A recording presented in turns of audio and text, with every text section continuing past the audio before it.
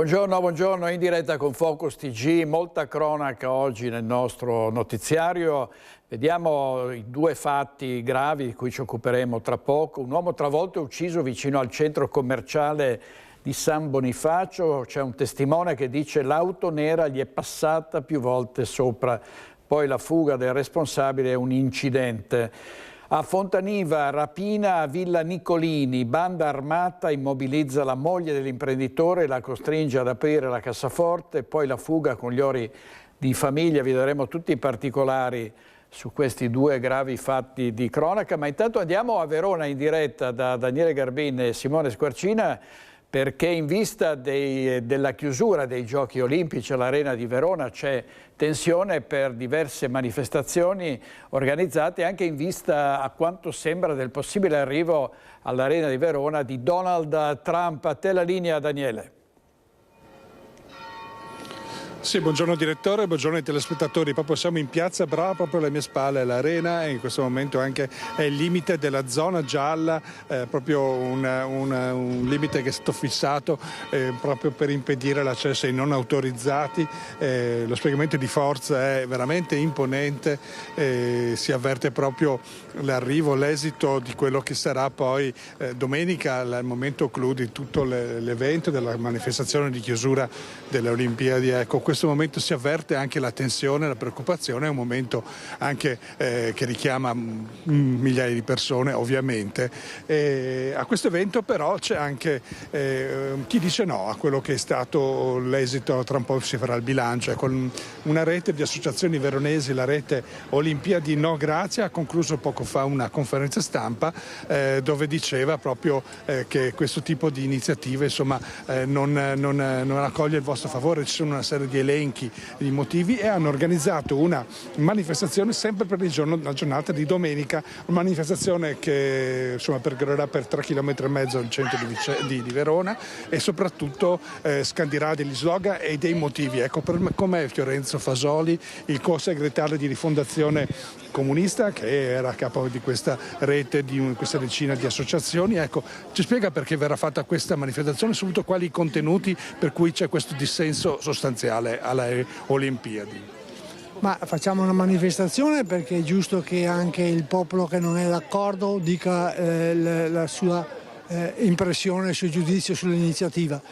Qui noi diciamo chiaramente che i principi anche De Coubertin sarebbe con noi, perché il Citius, l'Altius, Fortius, che sono le caratteristiche delle Olimpiadi, qui non trovano di certo considerazione. Qui c'è tutto la distruzione del territorio, ci sono gli affari. Doveva essere una manifestazione a costo zero, ci saranno 7 miliardi di costi, per cui le cose insomma sono di tutt'altra natura, e credo che sia giusto elencarle e dirle, perché non è che si può metterci sempre la benda sugli occhi, occorre guardare la realtà in faccia, e questa cosa francamente ci preoccupa molto.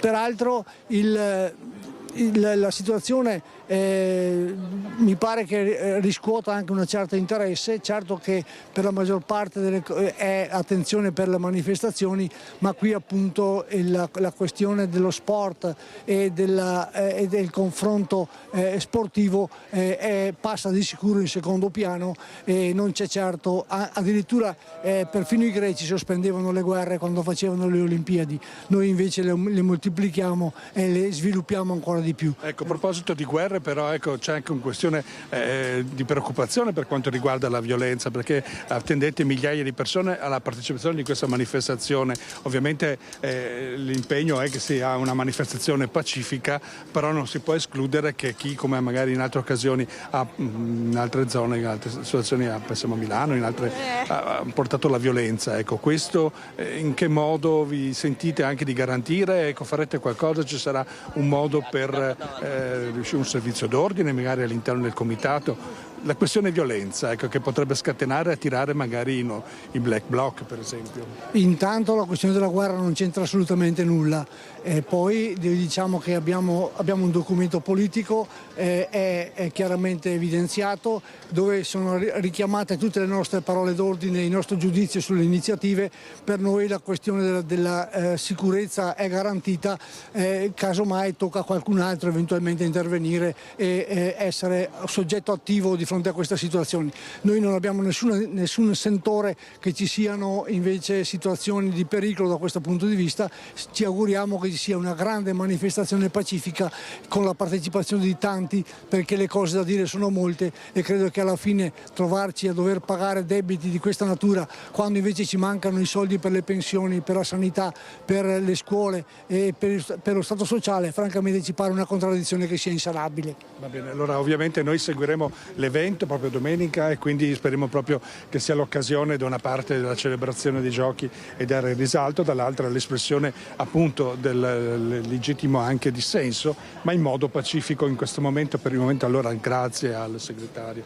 Buongiorno. Allora. Grazie a voi, buona giornata. Direttore da Verona, per il momento è tutto, a voi la linea. Grazie molte, grazie a Daniele Garbina e Simone Squarcina. E poco fa Kiev, l'Ucraina, ha deciso di non partecipare all'apertura dei Giochi Paralimpici per protestare contro la presenza di atleti russi e bielorussi. Ne abbiamo parlato ieri sera a Focus, a difendere le posizioni di Mosca, la presenza degli atleti russi, tra gli ospiti Stefano Valdegamberi, consigliere regionale della Lega. Sentiamo cosa ha detto. Per Paralimpiadi, ma per tutti i Giochi Olimpici, come per tutti gli eventi musicali, quelli sportivi, quelli culturali, la cultura, l'arte, la letteratura, lo sport sono elementi di unità tra i popoli e sono fattori che hanno sempre promosso l'amicizia, la fratellanza e la pace. E le Olimpiadi nascono proprio per mettere a tacere le guerre nell'antichità tra Atene e Sparta, e noi invece usiamo come strumento politico di scontro invece di unità. Spesso anche chi è sportivo tante volte non condivide nemmeno le idee dei propri governanti, succede in tutto il mondo, anche in Italia, quindi non capisco perché coinvolgere e con quali criteri, perché uno Stato sì, uno no, quali sono i buoni, quali sono i cattivi, spesso anche chi è che ha la verità in tasca, chi è che ha il diritto anche di poter giudicare gli altri quando noi stessi occidentali abbiamo. Così Valdegamberi ieri sera a Focus in difesa della presenza degli atleti russi e bielorussi alle prossime Paralimpiadi. Ma adesso veniamo alla violenta rapina a Fontaniva, la moglie di un imprenditore legata e imbavagliata da un comando di banditi. In diretta Marta Zatta con l'operatore Federico Cibotto. A te Marta. Sì, buongiorno direttore, buongiorno ai nostri telespettatori. Esatto, ieri sera attorno alle 19:30 3 uomini avrebbero aspettato la moglie dell'imprenditore Nicolini, imprenditore di autodemolizioni, qui nella zona industriale di Fontaniva, dove hanno anche la loro residenza. L'avrebbero aspettata e una volta entrata in casa l'avrebbero legata e minacciata con una pistola affinché aprisse la cassaforte, e così gli hanno rubato tutto l'oro che aveva al suo interno. Chiaramente la donna sotto shock ha chiamato immediatamente le forze dell'ordine che sono intervenute sul posto. Ora al vaglio anche le immagini delle telecamere di videosorveglianza presenti nella zona. È arrivata anche la solidarietà da parte del sindaco di Fontaniva Alberto Trento. Noi abbiamo intervistato il vicino imprenditore proprio dalla casa dell'imprenditore Nicolini, e parla di una situazione non bella, almeno la situazione è quella dei ladri, parla anche appunto di una vera e propria preoccupazione generale. Ma ascoltiamo le sue parole e poi la linea può ritornare allo studio. Non fa piacere, non è bello. In paese ormai succede più di qualche caso così, insomma. Non è per niente buono. Mi dispiace perché li voglio bene, siamo vicini. Gente che lavora, che cerca di sopravvivere in questo mondo sempre più malato, in tutti i sensi. Aveva salutato però.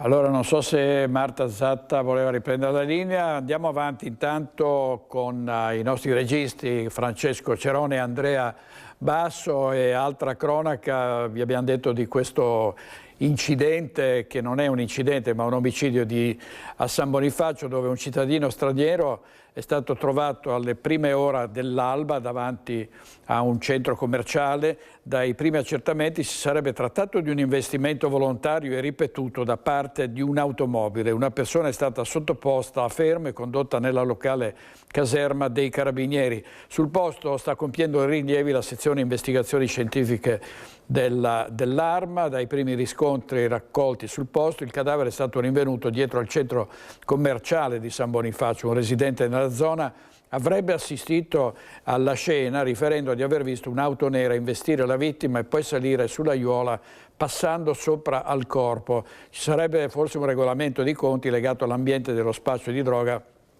tra nordafricani all'origine di questo brutale omicidio, quindi si segue la pista degli stupefacenti. E doveva essere una sosta di pochi minuti per andare in pasticceria, si è trasformata in una tragedia. Un uomo di 68 anni, Gilberto Ongaro di Caldogno, è stato investito sulle strisce pedonali lungo la provinciale 349 a Villa Verla. Inutili i soccorsi, la moglie ha assistito impietrita alla scena drammatica. Ivano Tolettini. Era appena sceso dall'auto della moglie e si stava dirigendo verso la pasticceria Carollo quando è stato travolto da una Volkswagen T-Roc che sopraggiungeva in direzione Tiene. La vittima è Gilberto Ongaro, 68 anni, residente a Caldogno. La disgrazia è avvenuta attorno alle 19 di giovedì lungo la provinciale 349 in via Capovilla a Villa Verla. La coppia si era fermata per una breve commissione. Ongaro ha attraversato sulle strisce pedonali, ma secondo una prima ricostruzione l'automobilista non lo ha visto. Il tratto di strada era buio, poco prima l'illuminazione pubblica era andata in tilt a causa del maltempo, rendendo la visibilità ancora più difficile. L'impatto è stato violentissimo, l'uomo è stato sbalzato a diversi metri di distanza. La moglie, rimasta in auto, ha assistito impotente e sotto shock alla scena. Immediata la chiamata ai soccorsi. Sono intervenute le ambulanze del SUEM, ma per il pensionato non c'è stato nulla da fare. I sanitari hanno potuto soltanto constatare la morte. La polizia locale nord-est vicentino ha chiuso il tratto di strada per consentire i rilievi e la rimozione della salma. L'automobilista sconvolto è stato sottoposto al test di rito per verificare eventuali responsabilità. La Procura della Repubblica di Vicenza ha aperto un'inchiesta per omicidio stradale. Apriamo la pagina dei furti con i ladri acrobati a Bassano del Grappa in quartiere Firenze. Nancy Galdi. Furti ancora fuori controllo a Bassano del Grappa, nessun quartiere sembra risparmiato nel mirino dei ladri in questo periodo. Borgo Nuova Firenze. Erano già passati il 30 gennaio in via Bortolo Camonico, come ci racconta una delle vittime. Hanno portato via qualcosa? Sì, hanno portato via gli ori, devastato un po' casa e dei profumi. E i carabinieri hanno detto che era la quarta denuncia della serata. 4 famiglie della zona derubate nella stessa sera. E poi l'altro ieri è toccato alla vicina di casa, colpita con le stesse modalità. Anche a lei hanno portato via l'oro, il tutto senza fare rumore. Quando sono entrati dalla nostra vicina io ero pure a casa ma non ho sentito niente. Lei era via e si è tornata a casa e si è trovata la sorpresa pure lei. Si aprono dalla grondaia, entrano dentro con un piede di porco, con qualcosa, sfondano la porta e fanno un macello. Hanno avuto anche la tempistica di dividere tra oro e acciaio, come a noi infatti l'acciaio ce l'hanno lasciato tutto, si sono presi solo le robe che sapevano che erano di oro, ecco. Intanto avevano messo a segno una serie di furti in bar e locali di Vittorio Veneto e i ladri questa volta sono stati incastrati dalle impronte digitali. I carabinieri sono riusciti a identificare e a denunciare i 2 presunti autori dei colpi avvenuti il 19 maggio all'Enoteca Peccato Divino, alla Galleria dell'Arte e all'Air Studio Gianga, siamo Vittorio Veneto. Nei guai un trentenne e un ventunenne marocchini già gravati da precedenti di polizia e senza fissa dimora. I due mandavano in frantumi le vetrate dei locali e poi facevano irruzione portando via i soldi nella cassa, pochi euro in monete insieme ad alcune bevande, lasciando però danni molto ingenti. E sempre riguardo alle scorribande dei ladri andiamo a Santa Lucia di Piave, dove ci sono Marta Marangone e Simone Merlo per la parte tecnica.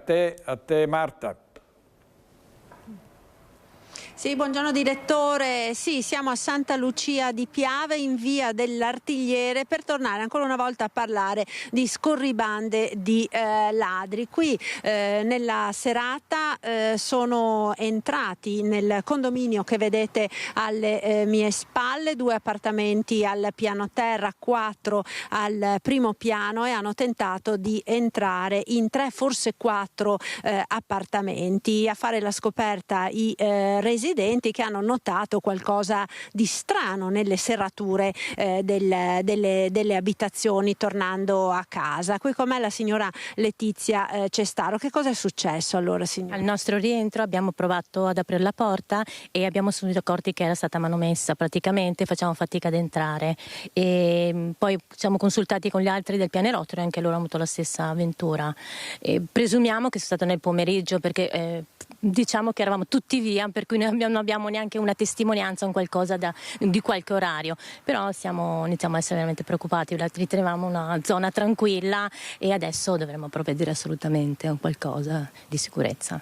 Ecco, peraltro qui appunto la zona della strada è senza uscita, finisce lì in fondo, siamo al confine proprio con Mareno di Piave, Bocca di Strada, una zona diciamo di campagna, sono tutte o villette o piccoli condomini nuovi o seminuovi, e finora la zona era considerata una zona residenziale tranquilla. Purtroppo non è più così. Alla fine poi ieri sera è andata anche bene, perché nella sfortuna di avere la visita dei ladri di fatto non sono riusciti ad entrare in nessuna delle case. No, per fortuna no, ci consideriamo fortunati, però adesso non sappiamo se era un tentativo oppure insomma hanno abbandonato, come si dice, la presa, e adesso vedremo cosa fare, insomma, e siamo tutti un po' allertati, perché comunque anche grazie a voi così siamo potuti avvisati, perché poi non conoscendoci, essendo tutto appunto un resident di famiglia, nuove, giovani così, questo ben bene, insomma, ecco. Bisogna dire che il controllo di vicinato funziona, la chat è partita insomma con messaggi a raffica non appena vi siete accorti, proprio per mettere in allerta anche le altre famiglie. Assolutamente sì, siamo tutti abbastanza, diciamo, che ci conosciamo, insomma, ci si veda di essere attenti, ecco. Ecco, la situazione dunque è questa. Da Santa Lucia di Piave restituisco la linea allo studio. Grazie molte a Marta Marangone e a Simone Merlo, il nostro operatore. Andiamo a Selvazzano Dentro, dove un ladro ha tentato di introdursi all'interno di un'abitazione privata, è stato scoperto e inseguito dai proprietari e poi fermato e arrestato dai carabinieri. Stavano inseguendo il ladro che era entrato in casa loro proprio mentre stava passando una pattuglia dei carabinieri. È stato bloccato così un 35enne marocchino con precedenti per furto. Per lui l'accusa di tentato furto in abitazione, furto aggravato e lesioni personali. La vicenda è avvenuta a Selvazzano, in via Eugane. I militari avevano notato 2 uomini inseguire un terzo in fuga. Una volta fermato il fuggitivo, è emerso che lo straniero, utilizzando delle forbici in acciaio, poco prima aveva tentato di forzare il cancello pedonale di un'abitazione. Sorpreso dal figlio della proprietaria, il malvivente si era dato alla fuga. Il ladro aveva tentato anche di forzare un'auto parcheggiata poco lontano, ma è stato bloccato dall'arrivo dei carabinieri. Nello zaino aveva un coltello e la refurtiva immediatamente restituita al legittimo proprietario. Domenica scorsa il 35enne marocchino aveva tentato un altro furto in via dell'Ippodromo a Padova, ma anche in quel caso era stato sorpreso dal proprietario e denunciato dai carabinieri. Non c'è tregua in questi episodi di violenza, dei furti, delle rapine. Sentiamo il sindaco di Valbrenta che chiede maggiore collaborazione fra cittadini e istituzioni e boccia il controllo di vicinato, sia pure in una zona appunto molto colpita dai ladri. Preoccupano questo tipo di furto soprattutto per l'orario e per le modalità, quindi diciamo che si vede un po' in tutto il territorio, indipendentemente da Val Brenta, che ci sono delle situazioni in cui c'è una maggiore sfrontatezza. Non si ferma l'ondata di furti che sta terrorizzando il territorio bassanese. Le ultime notizie arrivano da Val Brenta, dove sono state prese di mira le abitazioni di chi si era recato a messa o a trovare i propri cari ricoverati in ospedale. A volte i ladri vengono pizzicati, a volte no. E poi c'è tutto il tema della certezza della pena.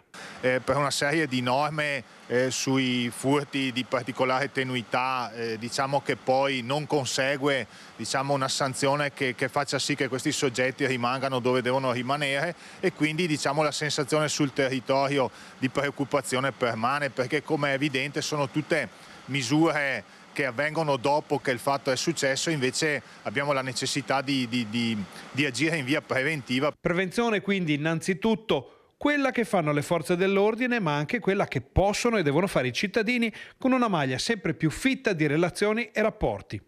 Insomma, il buon vecchio vicinato che qualcuno vorrebbe trasformare anche nel controllo del vicinato. Qualsiasi movimento, qualsiasi cosa strana venga segnalata alle autorità competenti, perché si faccia sì che si ritorni a quella sicurezza che ha sempre contraddistinto i nostri territori.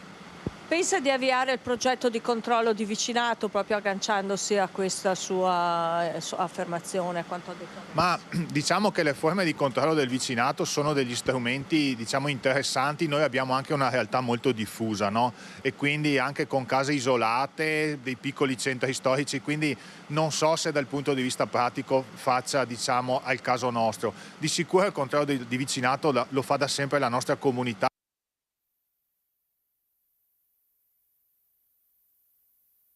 Di degrado, di occupazioni abusive di abitazioni a Chirignago. Andiamo in diretta da Filippo Fois e da Tommaso Migot per la parte tecnica. A te Filippo. Sì, buongiorno direttore, buongiorno ai telespettatori di Rete Veneta. Alle mie spalle c'è il condominio che è andato a fuoco lunedì, che è ancora completamente chiuso, e vedete che la novità adesso è che a partire dall'ingresso che è stato sbarrato sono stati murati anche gli ingressi di altri appartamenti, perché non tutte le case, non tutti gli appartamenti che si trovano in questo stabile erano occupati da condomini regolari. Si tratta di una palazzina dell'Ater di Venezia che è stata completamente evacuata perché al momento non è abitabile. Ci sono 21 inquilini regolari, tra cui 8 minori che sono attualmente ospiti di un albergo di Mestre, il cui conto è stato pagato per i primi giorni dal Comune di Venezia e che in questo momento invece viene pagato da Ater Venezia. Per loro si prospetta un rientro a casa una volta terminati tutti i lavori di messa in sicurezza dello stabile, che probabilmente avverrà la prossima settimana, per cui sostanzialmente si parla di 10 giorni in albergo. Questo per quelli regolari. Quelli irregolari invece naturalmente sono stati fatti evacuare e per loro si apre una parentesi, cioè si apre una situazione molto difficile, perché in alcuni casi si tratta anche di famiglie con dei figli minori che in questo momento sono in mezzo a una strada, e sono tutte le conseguenze di quei momenti di follia in cui è stata definita una faida tra una famiglia di serbi kosovari che sono qui regolarmente e degli inquilini invece di origine albanese che erano irregolari, ha provocato con questo grosso incendio. Peraltro noi adesso siamo qui, naturalmente purtroppo non possiamo farvi vedere quello che abbiamo di fronte perché non vogliono essere ripresi, c'è la polizia, ci sono degli inquilini regolari con dei legali dell'Ater. Cos'è successo? Sono in albergo, il cane in albergo non lo vogliono, per cui il cane in questo momento si trova dentro l'appartamento, ma i legali dell'Ater dice che lo devono portare via da qualche parte. Ovviamente in albergo non c'è posto, per cui si stanno cercando di mettere d'accordo per trovare un canile o qualche posto insomma in cui possa trovare conforto. C'è anche una discussione piuttosto animata. Questo per dirvi è forse un fatto che appare sicuramente secondario rispetto a quello che vi abbiamo raccontato, però per dire come ci siano tutta una serie di eventi a catena che si stanno susseguendo in queste ore. Poi naturalmente si apre anche un una tematica molto più ampia che riguarda le occupazioni abusive degli alloggi pubblici. Noi non so se vi può far vedere, Tommaso Migotto, un po' il contesto nel quale stiamo parlando. Abbiamo visto che in questo palazzone enorme che fa una curva a mezzo cerchio, anche arrivando a questa porta e nel luogo dell'incendio abbiamo visto delle case che sono sicuramente disabitate, con le finestre aperte, i vetri rotti, cioè c'è una tematica anche di degrado e di gestione del patrimonio edilizio pubblico. Io direi che per ora è tutto, direttore, ti restituirei la linea. Filippo, grazie molto. Filippo Fois e Tommaso Migotta da Chirignago. Andiamo avanti con la droga, 15 kg di cocaina e 5 kg di eroina. C'è stato un maxi sequestro della Guardia di Finanza di Padova, bloccati 2 corrieri al casello di Padova Ovest. La rotta di scorta pesava troppo e non era adatta al veicolo. Non hanno avuto dubbi i militari della Guardia di Finanza di Padova, che durante un controllo hanno fermato un'auto al casello di Padova Ovest.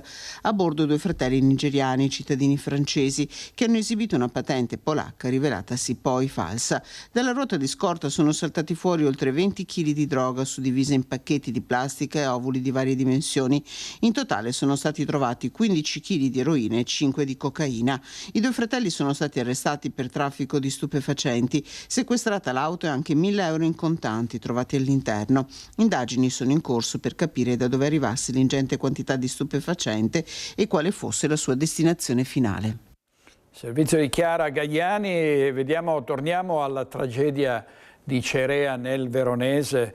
Un incendio divampato in un'abitazione in località Cherubina ha provocato, come sapete, la morte di madre e figlia di 98 e 72 anni. Sembra che all'origine del rogo ci sia stato un cortocircuito. Si prendeva cura della madre 98enne ogni giorno e, come spesso faceva, quella sera aveva deciso di passare la notte nella sua casa di Via Mori 17 a Cherubine di Cerea, nella Bassa Veronese. In quella stessa casa madre e figlia hanno trovato la morte, uccise dal fumo di un incendio che non gli ha lasciato scampo. L'allarme, lanciato attorno alle 20 dai vicini di casa che hanno visto fuoriuscire fumo dall'abitazione, ha mobilitato vigili del fuoco, carabinieri e sanitari del 118.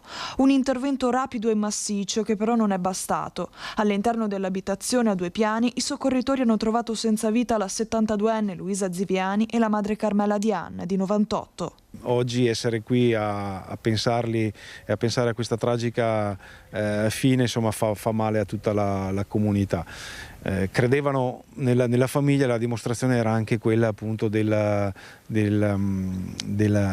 comportamento che la figlia aveva nei confronti della mamma, che nonostante fosse autosufficiente veniva tutte le sere ad accompagnarla, ad accudirla durante la notte, insomma non aveva patologie particolari, mi dicono, e in questo senso qua c'era solamente tanto affetto e una famiglia unita, e per questo tutta la comunità di Cerea a maggior ragione si unisce con il massimo affetto a tutti i familiari. Secondo i primi riscontri, l'incendio potrebbe essere stato innescato da un cortocircuito. Madre e figlia sarebbero decedute per intossicazione da fumo. Sui corpi non sarebbero state infatti rilevate ustioni. I pompieri hanno lavorato fino alle 2 di notte per evitare che le fiamme si propagassero alle case vicine. Una famiglia unita, spezzata da una tragedia silenziosa. Solo pochi giorni prima Luisa, che avrebbe compiuto 73 anni ad agosto, e il marito avevano festeggiato un traguardo importante, i loro 50 anni di matrimonio. Proprio il figlio della coppia sarebbe stato il primo ad arrivare in Via Mori, davanti alla casa dove fino a qualche giorno prima rideva e scherzava con mamma, papà e nonna Carmela. Proprio pochi giorni fa in Arexp ci siamo tenuti una cerimonia pubblica e avevo avuto modo di conoscere la figlia Luisa e suo marito proprio per celebrare il 50° anniversario di matrimonio, ed era stato un momento, anche se breve, intenso e significativo per sottolineare il valore alla quale anche loro credevano della famiglia. Servizio di Marta Zatta, ed è stato trovato senza vita nella sua camera di albergo negli Stati Uniti Marco Zaminato, un noto manager di Nove, titolare con la famiglia di un'azienda di arredo o bagno. Era in Florida per lavoro. L'ultima telefonata ai familiari, rientro in hotel, non mi sento bene, poi più nulla, niente messaggi, nessuna risposta alle chiamate. È stato trovato senza vita nella sua camera di albergo a Orlando, in Florida, Marco Zaminato, 44enne di Nove, manager e titolare dell'azienda di arredo bagno AET.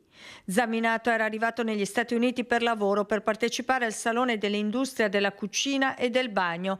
Lunedì sera aveva avvertito un po' di malessere, tanto da decidere di tornare in hotel.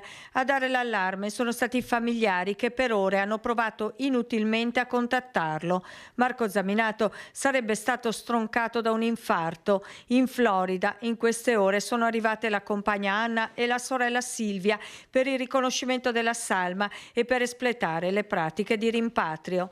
Il novese lascia la compagna e i 2 bambini in tenera età. La notizia della scomparsa del manager si è sparsa velocemente in tutto il territorio bassanese, dove Marco Zaminato era molto conosciuto e stimato. Servizio di Monica Smiderle. Adesso la festa abusiva di martedì grasso, dove è stato sequestrato un locale sovraffollato, è successo a Sant'Angelo di Piove di Sacco.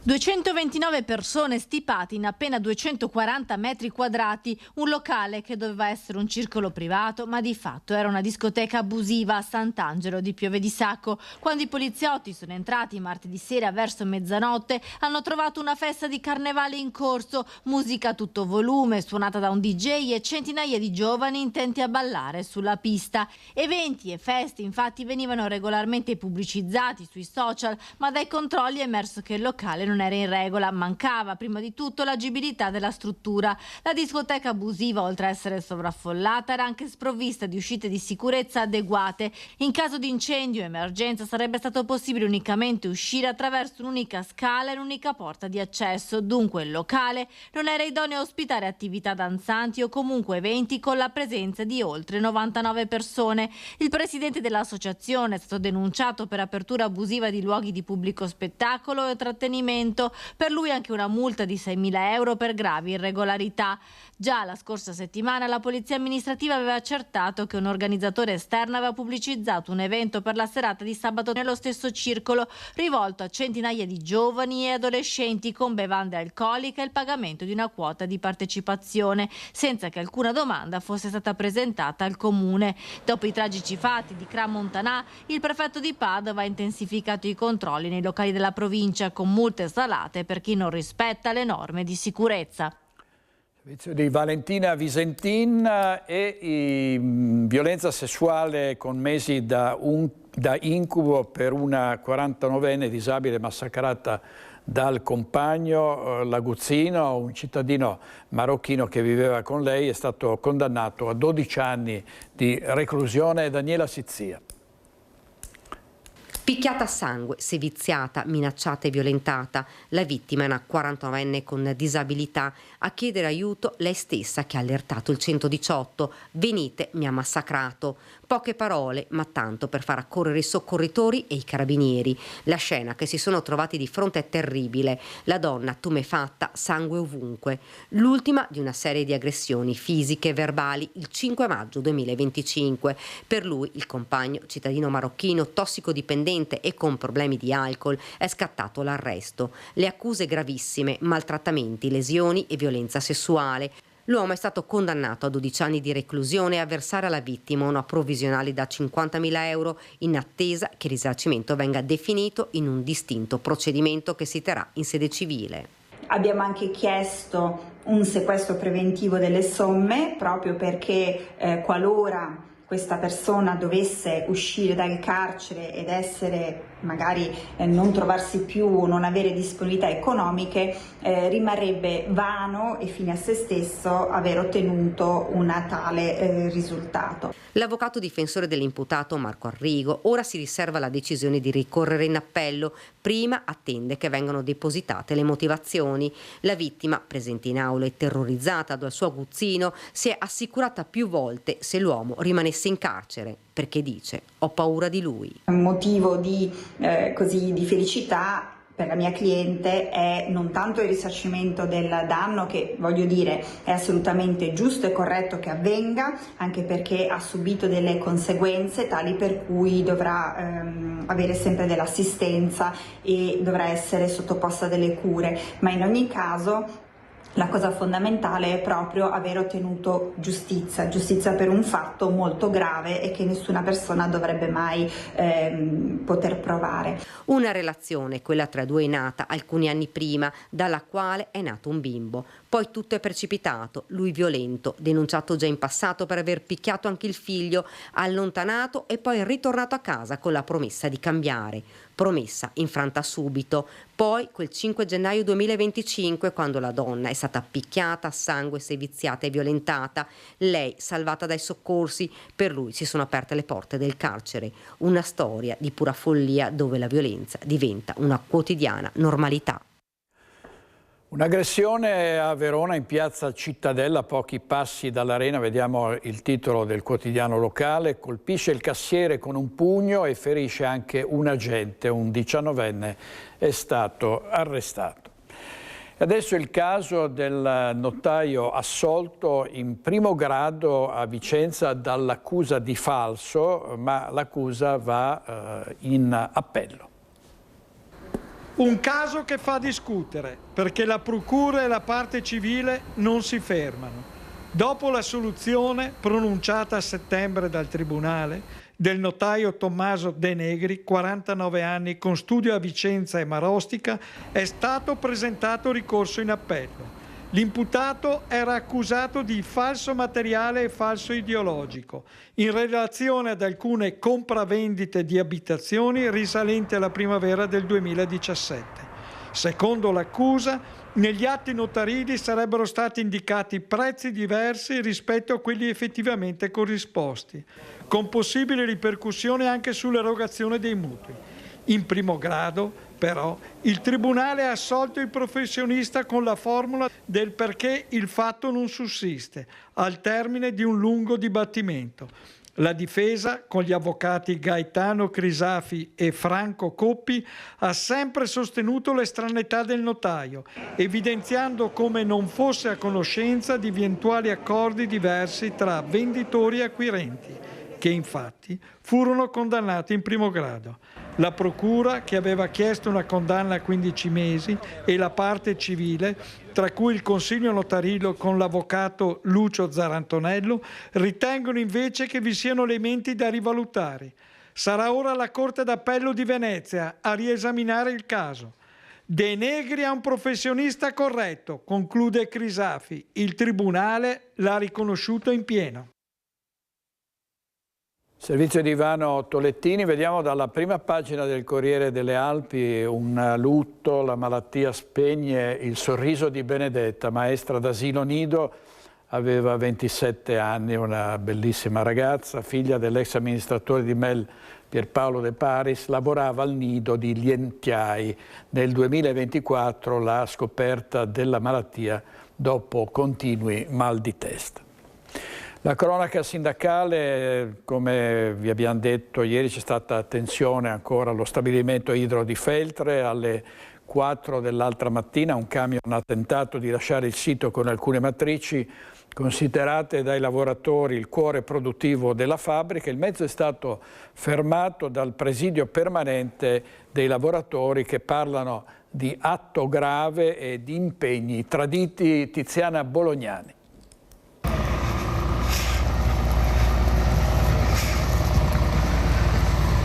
Le 4 del mattino, il buio ancora fitto su Feltre. Un bilico tenta di lasciare lo stabilimento idro. A bordo alcune matrici che la proprietà ha iniziato a trasferire a Ornago per soddisfare la necessità della clientela. L'operazione avviene senza preavviso nel silenzio della notte, ma ai cancelli ci sono i lavoratori oramai in presidio permanente. Sono loro a fermare il mezzo impedendone la partenza.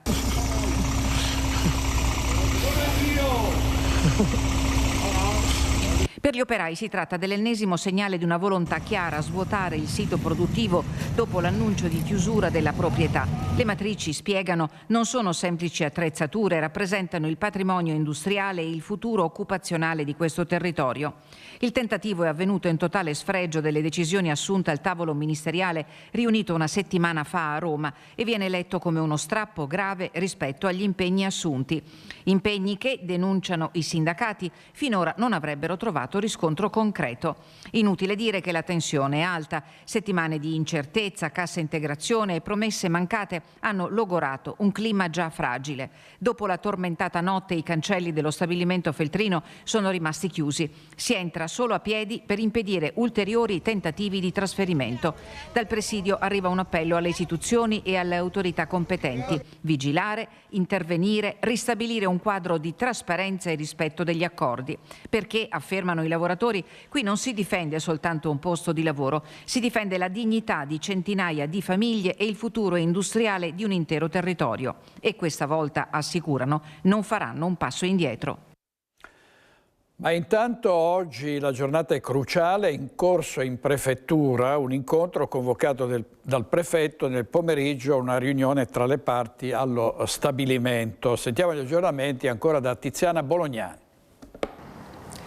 In prefettura le luci al primo piano, nella sala delle riunioni sono accese, è in corso da questa mattina alle 10:30 l'incontro convocato dal prefetto Antonello Rocco Berton. Al tavolo ci sono i sindacati, ci sono i rappresentanti delle istituzioni, in testa la sindaca di Feltre Viviana Fusaro. Il prefetto ha convocato le parti dopo quanto accaduto nelle scorse ore ed è un problema che deve essere assolutamente risolto perché confligge con gli accordi assunti al tavolo ministeriale.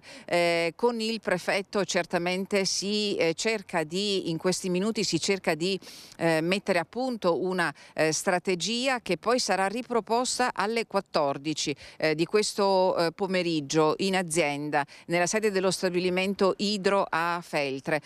Durante un incontro con l'azienda, le parti sindacali, con le organizzazioni di FIOM e FIM e le RSU delle rispettive sigle sindacali, con i rappresentanti istituzionali. Quello sarà un tavolo che durerà davvero tanto, viste le premesse, perché da quel tavolo ci si alzerà solo e soltanto se sarà trovato un accordo vero, concreto, reale, che certamente rispetti anche le indicazioni al Mimit, assunte al Mimit non più tardi di una settimana fa.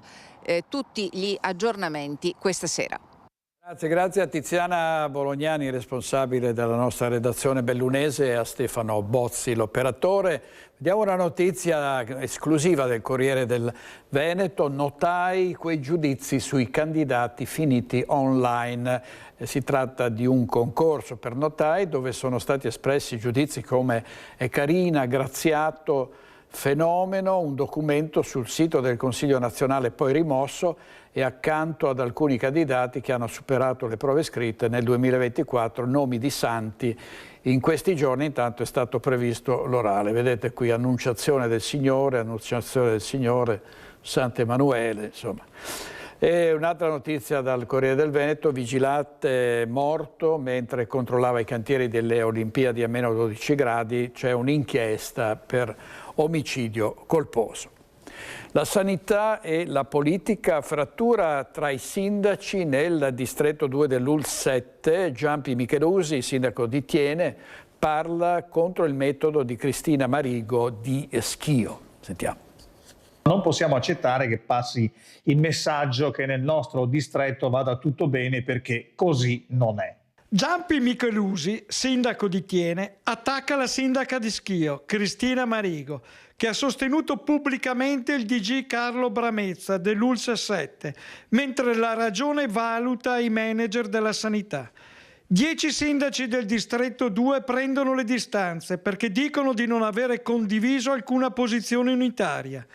Michelusi osserva che non abbiamo mai sottoscritto né autorizzato alcuna lettera di sostegno al direttore generale Bramezza. Non abbiamo ricevuto alcuna bozza del testo né dato consenso a una posizione unitaria del distretto 2 su questo tema. Per questo, aggiunge, riteniamo che la sanità pubblica sia una questione troppo seria per essere gestita con modalità poco condivise e con logiche politiche. Quanto al metodo utilizzato dalla Presidente del Comitato, Michelusi afferma: nutriamo forti perplessità e chiederemo un chiarimento nella prossima seduta del 24 febbraio. Nel merito, il sindaco di Thiene e i colleghi riconoscono i miglioramenti registrati all'ospedale di Sant'Orso, ma restano criticità importanti tipo il pronto soccorso, la neuropsichiatria infantile, le difficoltà dei servizi territoriali, i ritardi nelle valutazioni per le strutture per anziani e una medicina di gruppo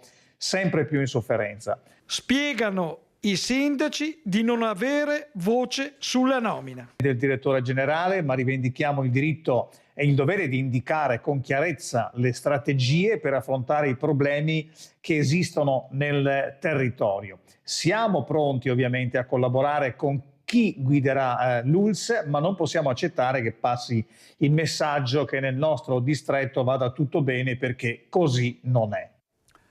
Servizio di Ivano Ottolettini. Adesso Ferdinando Garavello sul caso della diabetologia del San Bassiano. Il presidente della conferenza dei sindaci dell'ULSS, Nicola Finco, chiede che l'ULSS informi il territorio su scelte strategiche e avverte: non siamo l'ultima ruota del carro. I sindaci rispettano l'autonomia dell'azienda pedemontana sulla sanità, ma chiedono di essere informati sulle scelte strategiche. Parole chiare, precise e anche piuttosto dure del primo cittadino di Bassano, Nicola Finco, che riveste anche il ruolo di presidente della conferenza di sindaci dell'ULSS 7.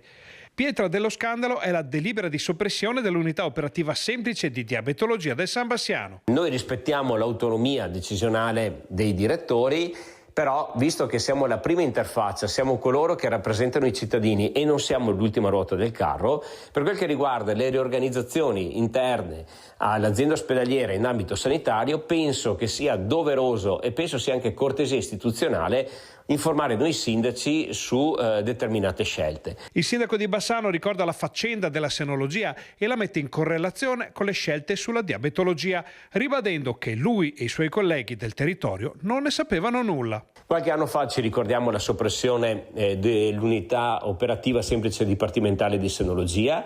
Adesso, dopo quasi un anno di distanza, siamo venuti a sapere della soppressione della diabetologia e mi chiedo per quale motivo noi sindaci non siamo stati informati. Finco chiede che si riapra un rapporto schietto e aperto fra sindaci e azienda sanitaria. Chiedo che questo rapporto di collaborazione possa ritornare come una consuetudine, come una cortesia istituzionale, visto che in passato lo si faceva sempre, ma ultimamente vedo che il rapporto con i sindaci è un rapporto che è solitamente legato alle politiche sociali e alle politiche territoriali. Quindi speriamo che il futuro ci riservi maggiore rispetto.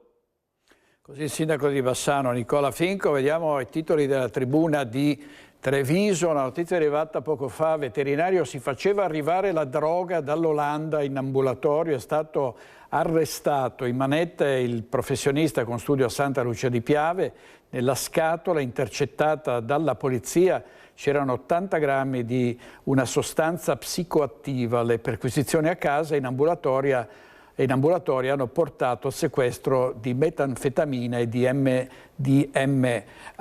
E poi l'infarto in casa, morto l'imprenditore Corrado Vogrig, lutto a San Biagio di Callalta, spara con un fucile e uccide il gallo dei vicini a processo, e finisce il decennio di Francesco Benazzi all'ULSS 2 tra Cittadella e Covid. Ora lo stanno cercando i centri della medicina privata, dice la tribuna di Treviso. Sono 38 i comuni veneti, e parliamo adesso di politica, chiamati alle urne il 24 e il 25 di maggio, 7 i comuni sopra i 15.000 abitanti e 31 sotto i 15.000 abitanti. Per i primi l'eventuale ballottaggio è previsto il 7 e l'8 giugno. Marta Marangoni. 24 e 25 maggio il Ministero dell'Interno ha individuato le date della tornata elettorale per le amministrative di primavera. 38 in Veneto i comuni chiamati a votare per il rinnovo del sindaco e del consiglio comunale. Tra le sfide spicca Venezia, unico capoluogo di provincia al voto, per il quale, assieme ad altri 6 comuni che superano i 15.000 abitanti, è previsto l'eventuale turno di ballottaggio il 7 e l'8 giugno se uno dei candidati non raggiungerà il 50% più 1 delle preferenze. Nel veneziano andranno al voto anche Cavallino Treporti e Torre di Mosto. In provincia di Treviso, l'altro grande comune al voto, Castelfranco Veneto, cui si aggiungono Silea, Ponte di Piave, Chiarano, Spresiano e Vidor. In provincia di Padova al voto il maggior numero di comuni, 11. Sono Albignasego e Monselice, che potrebbero andare al secondo turno, e poi Anguillara Veneta, Bovolenta, Campodarsego, Carmignano di Brenta, Casale di Scodosia, Castelbaldo, Due Carrare, Pernumia, Sant'Angelo di Piove di Sacco. Nel Vicentino le sfide ad Arzignano e Lonigo, che potrebbero andare a ballottaggio, e poi Albettone, Arcugnano, Cogollo del Cengio, Malo, Posina e Recoaro Terme. Nel Bellunese alle urne i comuni cadorini di Borca, Cibiana, Valle, Vodo, Zoppè e Inagordino, Colle Santa Lucia e Gosaldo. 2 le sfide nel Veronese a San Bonifacio, con possibilità di ballottaggio, e Colognola ai Colli. Infine Villa Dose, unico comune del Rodigino che andrà al voto.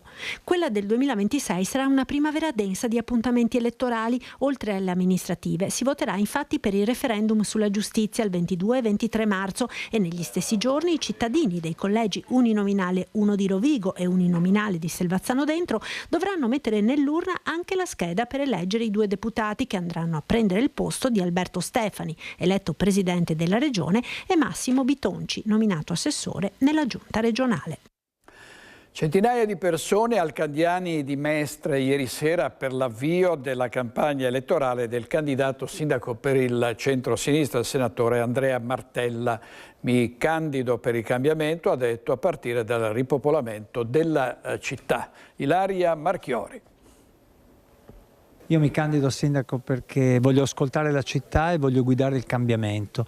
Penso che sia possibile farlo perché Venezia e Mestre hanno tutta la forza per ripartire e bisogna fare delle scelte concrete. Ne ho indicate alcune: abitare, lavorare, proteggere la città, renderla più sicura e rigenerarla. Questa è l'ambizione che noi abbiamo. E riusciremo a farlo perché sento una voglia di cambiamento che noi vogliamo interpretare al meglio. C'era tanta gente, davvero la nostra coalizione è ampia, plurale.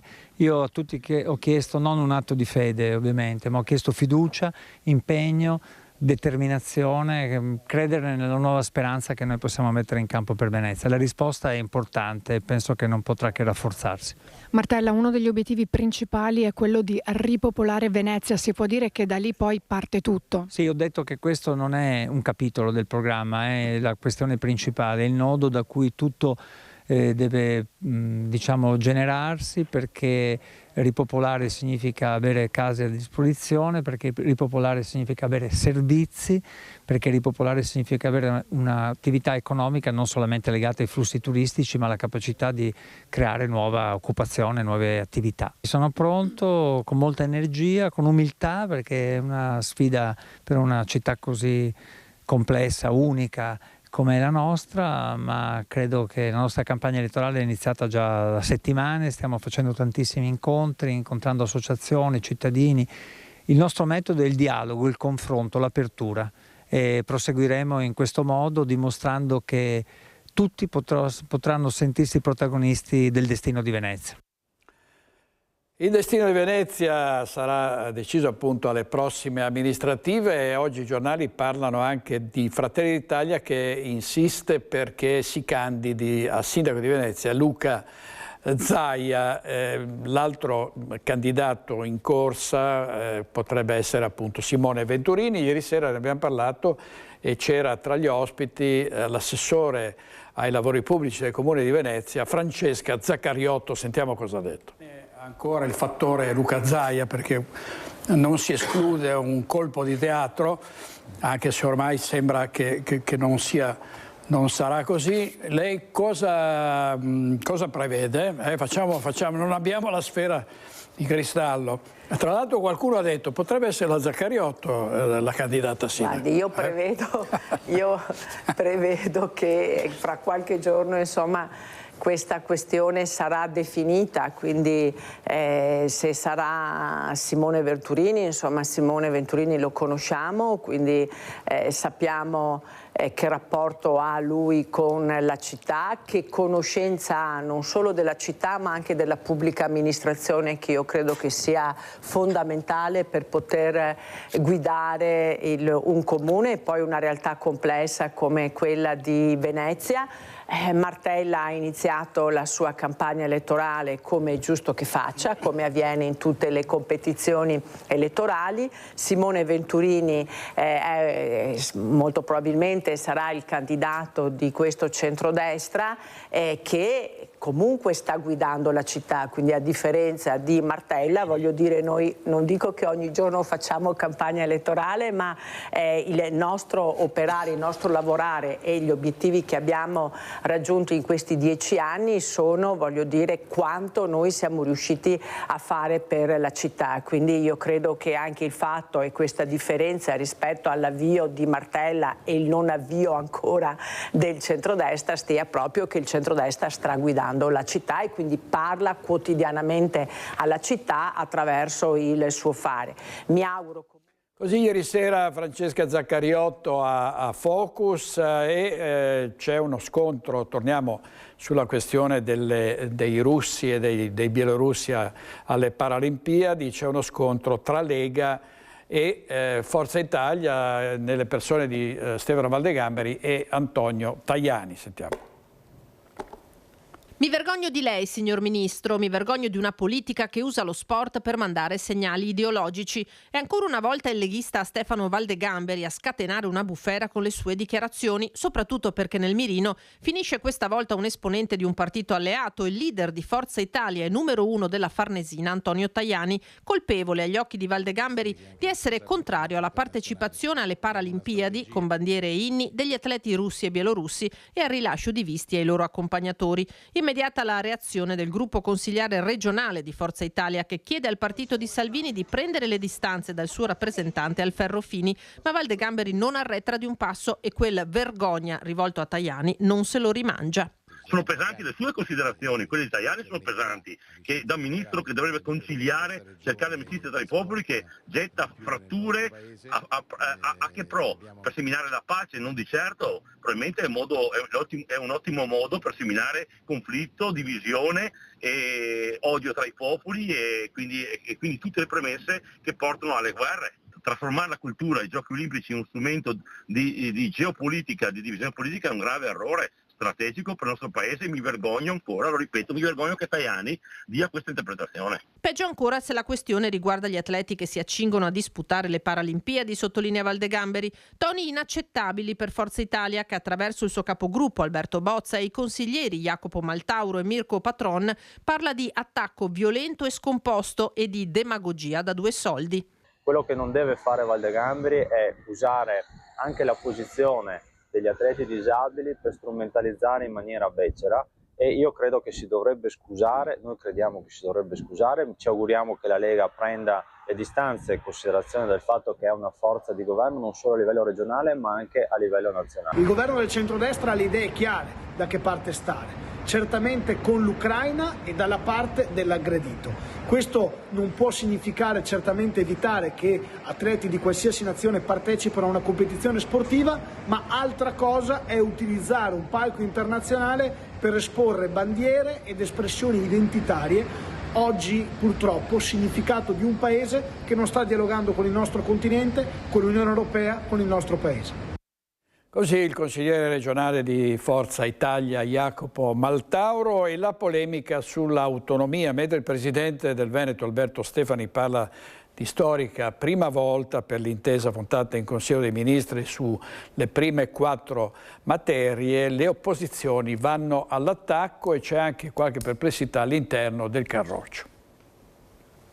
Oggi abbiamo una intesa che non è più preintesa. Quindi oggi abbiamo l'intesa sull'autonomia su 4 materie, compresa la tutela della salute. Scandisce bene i termini in diretta a Focus il presidente della regione Alberto Stefani, determinato a far capire che il 18 febbraio per l'autonomia del Veneto va davvero ricordata come una data storica. Di fronte alla Lega che esulta, sono però in diversi a sostenere che in realtà la montagna ha partorito un topolino. Lo speaker delle opposizioni Giovanni Manildo parla di autonomia da prestigiatori. Vedere la giunta esultare per una firma che non porta un solo euro di risorse statali in Veneto è la conferma che Stefani, ormai a corto di argomenti, si è ridotto a vendere fumo, attacca, definendo creatività contabile l'annuncio dei 300 milioni di euro aggiuntivi per la nostra sanità, che tuttavia Stefani spiega così. Di poter reinvestire quei risparmi, quella virtuosità che noi abbiamo ottenuto in favore dei cittadini del Veneto, un principio sacrosanto che non fa altro che confermare il nostro principio di autonomia, cioè l'assunzione di una responsabilità. Le 4 materie contenute nell'intesa di governo non sono affatto marginali, rincara il presidente. Poter reinvestire i risparmi che fa, poter avere un vantaggio dalla virtuosità che ha, poter essere in prima linea nelle emergenze, poter promuovere e integrare i fondi di previdenza complementare integrativa, poter garantire la contrattualizzazione e il miglioramento dei contratti per quanto riguarda il personale sanitario regionale e soprattutto garantire ancora una volta vicinanza nei confronti del territorio, perché questo è il modello che noi abbiamo in testa. Per Manildo la realtà è che su scuola, trasporti e infrastrutture, dove servirebbero i LEP e i soldi dello Stato, siamo ancora a zero. Di finta autonomia parla Davide Lovat di Resistere Veneto, accusando Stefani di vendere ai veneti soltanto cinici slogan. Ma c'è anche una parte di Lega che ritiene l'intesa sulle 4 materie un passaggio privo di contenuto. Non c'è la volontà politica di portare a casa la vera autonomia, quella che i cittadini, la stragrande maggioranza dei cittadini si aspetterebbe da noi. Noi avevamo dei modelli completamente diversi, come le province autonome di Trento e Bolzano, eravamo partiti là e dopo naturalmente è sempre stato una corsa a ribasso. È logico che è un percorso molto difficile, molto lungo, molto complicato, però oggi noi non portiamo a casa niente, cioè è inutile che diciamo per l'amor di Dio, è un segnale, un passo in avanti, un passetto in avanti, ma non è l'autonomia per il quale io sono entrato nella Lega. La palude romana persiste a non dare risposte alla questione veneta, dice il sindaco di Noventa Padovana, né Venezia a quella della montagna, gli fa eco la consigliera regionale di Fratelli d'Italia Silvia Calligaro. Nel suo statuto il Veneto non ha ancora riconosciuto la specificità della provincia bellunese. Le carte sul tavolo devono essere chiare, vogliamo avere l'autonomia del Veneto, ci sta, perché effettivamente ha dei vantaggi. Dall'altra parte però riempiamo di contenuti quello che abbiamo messo nello Statuto del Veneto e anche in una legge specifica. E ora con i nostri registi Francesco Cerone e Andrea Basso andiamo in pubblicità, torniamo subito, state con noi.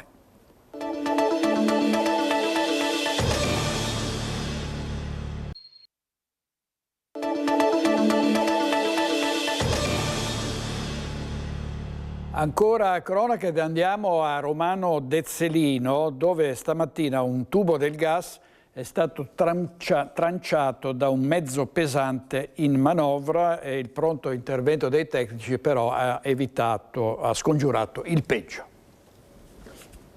Questa volta la rottura di una conduttura del gas non è stata provocata dai lavori per la fibra ottica. A causare il danno è stata una manovra fuori misura di un mezzo compattatore di Etra in servizio nella frazione Sacro Cuore di Romano Dezzelino per la raccolta del secco.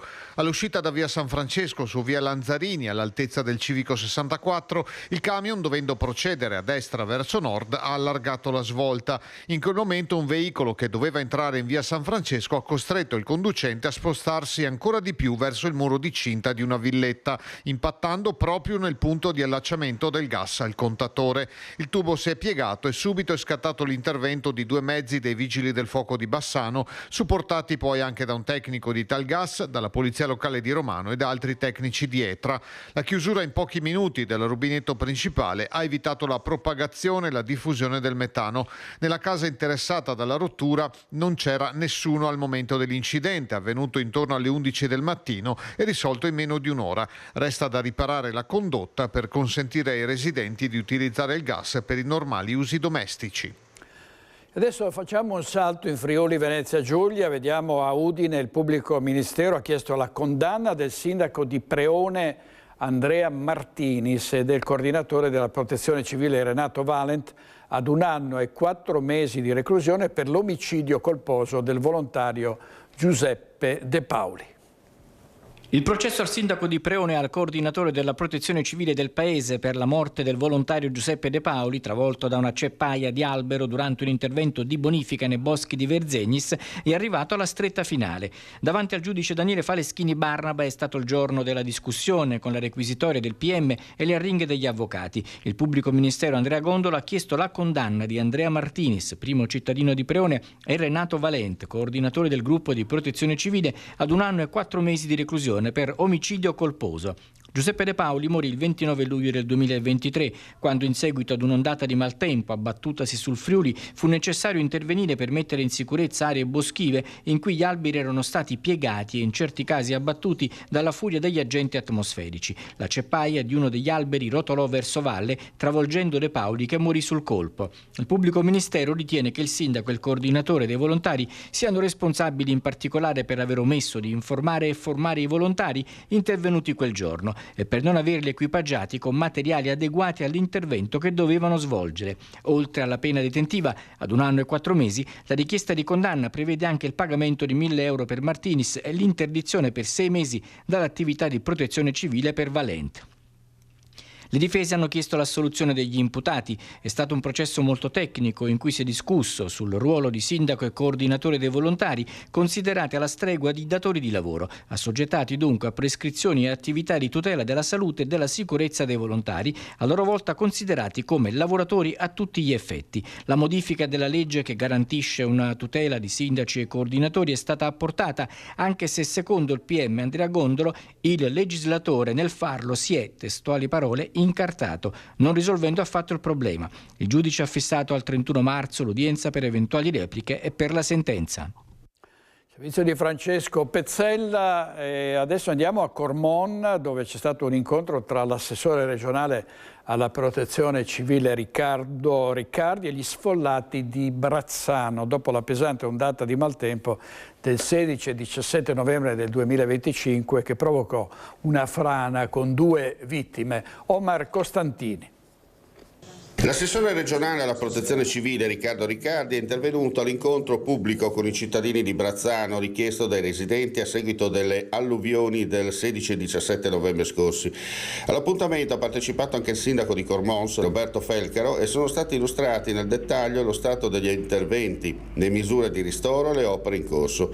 Riccardi ha ricordato che finora sono stati stanziati circa 40 milioni di euro per l'emergenza a livello regionale e ha ribadito la volontà dell'amministrazione di destinare ulteriori risorse qualora si rendesse necessario. Nel corso della riunione è stato fornito un aggiornamento tecnico sugli interventi. È in fase di completamento lo sgombero del materiale, circa 10.000 metri cubi di terreno e 900 metri cubi di demolizioni e la riprofilatura delle pareti del canale. Seguirà la realizzazione di un'opera di trattenuta con barriera alta circa 5 metri su montanti in acciaio, fondazioni su micropali profondi 8-10 metri, una vasca di contenimento da 4.000 metri cubi e un sistema di scarico delle acque, oltre alla viabilità di accesso per la manutenzione. Per la zona arancione il ripristino dell'area è previsto entro fine marzo con termine aggiornato rispetto al 22 febbraio a causa del maltempo. In zona rossa le opere di stabilizzazione e riprofilatura saranno concluse entro maggio, consentendo la riapertura di una parte dell'area. Per la completa riapertura saranno necessari studi geologici e opere di salvaguardia che potrebbero richiedere fino a 3 anni. Le risorse le abbiamo messe a disposizione, sono copiose, però la complessità degli interventi non sono cose semplici per quello che è accaduto. Tra l'altro stiamo lavorando anche in un periodo dove c'è anche molta pioggia, quindi è chiaro che questo ha condizionato anche l'esecuzione degli interventi che inevitabilmente devono tenere conto anche della complessità e della fragilità del territorio. La ripartizione di quello che è i 190.000 euro che sono stati donati da associazioni, cittadini e quant'altro, insomma, al comune di Cormons, che ha visto naturalmente un occhio di riguardo nei confronti dei cittadini della zona rossa, della zona arancione soprattutto, ma anche nei confronti di tutte le altre persone che hanno fatto una domanda di risarcimento, il cui comune in via proporzionale distribuirà a compendio di quello che hanno già ricevuto a titolo di indennità. Torniamo in Veneto. Per la crisi del settore della pesca, la Regione ha organizzato un tavolo con i pescatori di Pellestrina e Chioggia. Si farà fronte comune per cercare delle risposte concrete. Sentiamo Lorenzo Maier. Qualcosa si muove. Il tracollo della pesca a Pellestrina e Chioggia arriva in un tavolo di crisi in regione. La riunione è stata convocata dall'assessore Veneto Bond, che era delega sulla materia, presenti anche l'assessore Mantovan, interessata dai problemi occupazionali, e la consigliera Besio, delegata per Venezia. Attorno al tavolo anche il prefetto di Venezia, il vicecomandante della direzione marittima del Veneto. Ha preso con soddisfazione dell'esito dell'incontro il consigliere comunale delegato del sindaco all'isola e alla pesca per Venezia, Alessandro Scarpa Marta. Finalmente qualcosa si muove per cercare delle soluzioni alla crisi del mondo della pesca nel mare Adriatico. Nello specifico stiamo parlando della crisi della pesca delle vongole di mare. È da un anno e mezzo che purtroppo non si riproducono e siamo preoccupati, oltre che al motivo ambientale, preoccupati per la mancanza di lavoro dei pescatori. Un anno e mezzo di preciso senza lavoro. La riunione, con la presenza anche di Coldiretti e Veneto Agricoltura, è stata dedicata all'ascolto. I pescatori hanno presentato all'assessore Bond una loro proposta. La Regione interpellerà anche il Ministero e, se necessario, l'Europa. Ci tengo però a precisare che i pescatori sono i primi a rispettare l'ambiente marittimo, sono i primi che di loro spontanea volontà, assieme ai loro consorzi, fanno il fermo pesca, cioè si fermano per alcuni mesi ogni anno per cercare appunto di produrre le vongole in mare. Alessandro Scarpa Marta al microfono di Lorenzo Maier, e vediamo adesso la protesta degli infermieri all'ospedale di San Bortolo a Vicenza. Il Nursind chiede che ci sia più attenzione da parte della direzione dell'Usotto per il personale sanitario. Noi dipendenti dell'Usotto ci sentiamo assolutamente mortificati ed è per questo che oggi abbiamo protestato. Il Nursind protesta davanti all'ospedale San Bortolo. Il messaggio è rivolto alla direzione dell'Ulsotto, con cui c'era già stata una dura polemica legata alla riduzione dei parcheggi per i dipendenti. Siamo partiti dai parcheggi, ma è sostanzialmente la punta dell'iceberg. È una storia nota che è già stata raccontata. Andiamo in difficoltà quando dobbiamo arrivare al lavoro, ed è una cosa che in questo momento è frutto di alcune scelte aziendali in cui sono stati tolti parcheggi ai dipendenti e non sono state create soluzioni alternative. Le questioni che il Nursind solleva sono diverse. Un tentativo di trovare soluzioni è stato fatto in settimana in prefettura a Vicenza, un incontro con il rappresentante del governo che ha portato alla sospensione dello stato di agitazione, ma il sindacato degli infermieri continua a chiedere con decisione alla direzione dell'Ulsotto di venire incontro ai disagi dei propri dipendenti con atti concreti. Oggi i dipendenti chiedono a questa amministrazione una maggiore tutela da un punto di vista organizzativo e un maggior riconoscimento sia da un punto di vista contrattuale, dove avevamo fornito degli strumenti che non sono stati utilizzati appieno, e poi dei segnali di sensibilità che oggi mancano. E così torniamo alla manifestazione e all'assemblea di oggi. Questa manifestazione è arrivata alla fine di un lungo percorso dove si sono esplorate molte strade per avere, come dire, un dialogo favorente i dipendenti. Questo non è avvenuto e la logica conseguenza è quello che è accaduto oggi. Ci sono bloccati parecchi servizi per questa assemblea, ce ne dispiace per gli utenti, però anche i dipendenti hanno il diritto di far sentire la loro voce. Servizio di Carlo Alberto Inghilleri. Ora andiamo all'ospedale di Feltre, che lancia il suo modello per un approccio innovativo, accessibile e accogliente alla cura dei malati di mente. Vediamo. Un altro modo di fare salute mentale è possibile e finalmente, viene da dire. Lo insegnano gli esempi virtuosi di Trieste e di Gorizia, con modelli basati sulla fiducia, sulla responsabilità, sulle competenze integrate e sulla comunità, in luogo della chiusura, troppo spesso in reparti inidonei e fatiscenti, e sul contenimento. A Feltre, dallo scorso maggio, la nuova direzione della psichiatria ha messo a punto la strategia che punta a creare un modello accogliente e accessibile per pazienti in carico. Stiamo lavorando qui nel Feltrino perché abbiamo trovato, anche grazie alla dottoressa Spano, terreno fertile per portare queste innovazioni, non solo dal punto di vista strutturale, perché c'è molto da fare, ma soprattutto dal punto di vista organizzativo e progettuale. Il modello organizzativo modulare ruota attorno al nuovo centro diurno al padiglione Guarnieri, in un'area limitrofa al centro di salute mentale, che si qualifica come struttura ponte fra l'attività clinica e terapeutica e la rete sociale e territoriale. All'interno del centro diurno ci sono delle attività svolte a moduli, quindi un utente può recarsi non necessariamente per l'intero arco della giornata, ma dedicandosi dei tempi compatibilmente anche con la sua attività di studio, di lavoro. All'interno dei moduli è stata potenziata la riabilitazione sociale di gruppo attraverso l'utilizzo di un software di intelligenza artificiale e dal prossimo aprile spazio e accoglienza alle mamme con depressione postpartum e ai giovani con gravi disturbi della personalità. Nel distretto di Feltre i pazienti sono quasi 2200 e pur in costanza di problemi di risorse il modello organizzativo riesce a dare una continuità alla presa in carico anche con visite domiciliari svolte da equip di crisi mobile. Fondamentale la vicinanza del servizio alle famiglie. Per noi è molto importante la famiglia. La famiglia è un elemento che ci permette di entrare in contatto soprattutto con quei pazienti che ancora non sono arrivati al servizio. Da aprile partirà un'attività all'interno del centro di salute mentale di Feltre dedicata proprio ai familiari dei pazienti in carico e non in carico al servizio. Il secondo sabato del mese, dalle 9 alle 11, chiunque potrà recarsi allo spazio di ascolto per porre qualsiasi tipo di domanda.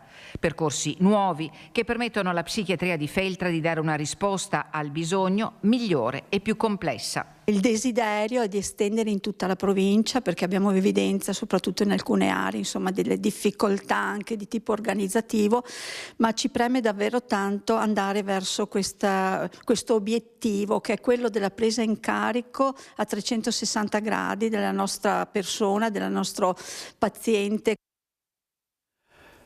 Il caso Fenice continua il muro contro muro tra gli orchestrali e la direttrice musicale indicata, Beatrice Venezzi, che in un articolo su un quotidiano argentino, in un'intervista, spiega il suo punto di vista sulla polemica che la riguarda e dice: nei miei confronti solo un attacco politico, e accusa l'Italia di essere un paese maschilista. Sentiamo Edi Kaliman. Nuove polemiche attorno alla nomina di Beatrice Venezzi come futura direttrice musicale del Teatro La Fenice di Venezia. In un'intervista al quotidiano argentino Clarín, la direttrice d'orchestra ha parlato delle critiche ricevute in Italia, definendole legate a una questione politica e al clima elettorale in Veneto. Sono nel mezzo di un attacco al governo, ha dichiarato, unito al fattore delle elezioni. Inoltre attaccano una lavoratrice, una donna. In Italia c'è molto sessismo. Venezzi entrerà ufficialmente in carica a ottobre e respinge le accuse di nomina politica. Sulle contestazioni interne al teatro, dove orchestre e sindacati hanno espresso perplessità, sottolinea la necessità di rinnovamento. Venezia ha bisogno di attrarre nuovo pubblico. Gli attuali abbonati hanno più di 80 anni. Se non innoviamo nell'arte, i teatri diventeranno musei, ha detto. Nella stessa intervista Venezia ha ricordato con entusiasmo la sua esperienza al Teatro Colón di Buenos Aires, dove racconta: orchestre e coro avrebbero chiesto a gran voce la sua permanenza dopo una produzione di Turandot. Dichiarazioni che riaccendono il dibattito sul futuro della Fenice e sul rapporto tra cultura e politica. Ancora un breve stacco pubblicitario, poi torniamo subito.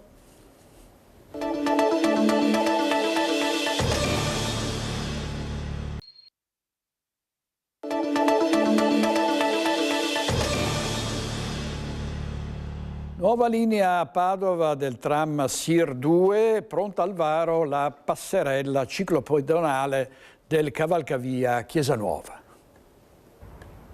Nel grande progetto del tram non ci sono solo lavori di realizzazione delle rotaie, ma anche una serie di opere che corrono parallelamente ai binari delle nuove linee. È pronta al varo la passerella ciclopedonale di Chiesa Nuova prevista nel progetto del sistema Smart per migliorare la sicurezza dei pedoni e dei ciclisti nell'attraversamento della cavalcavia, dove passerà la linea del SIR 2. La nuova passerella è stata assemblata nei giorni scorsi nell'area a fianco alla tangenziale. Una nuova passerella ciclopedonale che attraverserà la tangenziale da Chiesa Nuova verso via Vicenza per permettere al tram di passare sulla parte di cavalcavia esistente e andando però a aumentare le condizioni di sicurezza degli attraversamenti che ci sono degli svincoli sugli svincoli della tangenziale. Quindi il tram serve anche a questo, non serve solo alla mobilità appunto del trasporto pubblico, ma è un progetto a 360 gradi che va a migliorare la città e con questo intervento lo stiamo iniziando a vedere. 2 pezzi in acciaio sono stati montati mentre venivano concluse le opere per la realizzazione dei muri di sostegno iniziate qualche mese fa. Nel mese di febbraio avremo completato il varo, che sarà la prima delle 3 operazioni per il completamento della passerella e renderla fruibile alla cittadinanza. Questo completamento avverrà nel mese di aprile, per il quale potremo utilizzare la passerella per collegare la via Chiesa Nuova con via Vicenza, con un unico percorso pedonale che permetterà in sicurezza il passaggio di tutti i pedoni. Il varo della passerella verrà realizzato grazie ad una gru che sarà posizionata al centro della tangenziale e che permetterà le operazioni di spostamento. Per questo nella notte tra sabato 28 febbraio e domenica 1 marzo il traffico della tangenziale nel tratto in corrispondenza verrà interrotto e deviato per il tempo necessario alle operazioni che si svolgeranno dalle 10 di sera alle 7 del mattino. E sempre con Valentina Visentin vediamo il riuso solidale di biciclette che sono state consegnate dopo il recupero grazie al progetto di Comune e Acegas, sempre a Padova. Biciclette vecchie destinate al macero, rimesse a nuove e consegnate a chi ne ha più bisogno. Ecco le prime 16 bici recuperate grazie ad un progetto di riuso solidale del Comune di Padova e Acegas PS Amga. Il progetto è iniziato a luglio, quando un cittadino contattava il servizio di raccolta ingombranti per smaltire una bicicletta. Gli operatori del call center di Acegas PS proponevano di aderire a questa iniziativa, accertandosi con un questionario tecnico delle condizioni del mezzo. Se la bicicletta poteva essere sistemata, allora veniva recuperata. Queste biciclette vengono consegnate alle associazioni del terzo settore operanti sul territorio con la finalità di offrirle alle persone che in questo momento possono averne più bisogno o si trovano in condizioni di necessità e quindi gli viene offerta questa possibilità. La sistemazione dei mezzi è avvenuta grazie ad una partnership con una nota catena di negozi di abbigliamento e attrezzatura sportiva che si è fatto carico delle trasformazioni delle bici destinate allo smaltimento. L'adesione dei cittadini è stata soddisfacente, le 16 biciclette sono state destinate a 3 cooperative e all'Associazione Amici dei Popoli che le destineranno a cittadini bisognosi. Confidiamo che questo progetto si sviluppi ulteriormente e rappresenti un po' un modello di riferimento anche per altre tipologie e per altri comportamenti sostenibili che possono essere riconducibili alla restituzione di un oggetto al territorio sotto forma di bene e non invece allo smaltimento come rifiuto. Lo sport, ancora le Olimpiadi, il pattinatore vicentino Davide Ghiotto sarà portabandiera alla cerimonia conclusiva dei Giochi Olimpici Invernali prevista per dopodomani all'Arena di Verona.